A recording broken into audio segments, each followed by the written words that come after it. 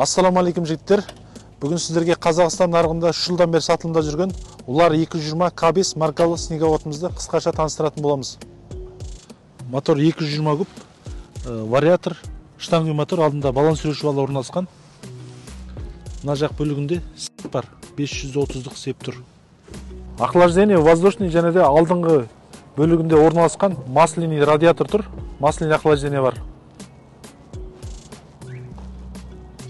Инжектор моторда зажигание қосқан кезде автоматты түрде бензин качать етеді.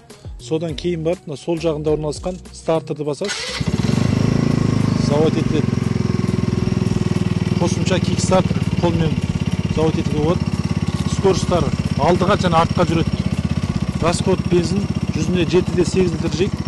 Максимальный скорость 60-қа дейін жүгіреді. Артқы гусеницасына келетін болсақ, 38 өте жалпақ. Қарға батпайды.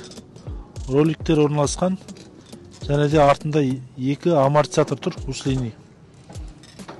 Өте жайлы жұмсақ жүреді. Артқы бөлігіне келетін болсақ, мына жерде тележка сүйрейтін бар, және де мына жерде кішкентай зат салатын багажник бар. Және де мына астына зат салуға болатын багажниктер орналасқан. Улар 220 куб снегоходы өте бензинге эконом, және де нағыз жылқыға таптырмас көлік. Япошка российскілер жүзіне 40 литр жейтін болса, бұда 8 литр жейді. Жылқыға барып келуге өте ыңғайлы көлік.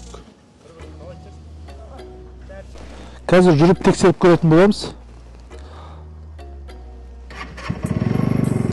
Қар өте жұқа әрине.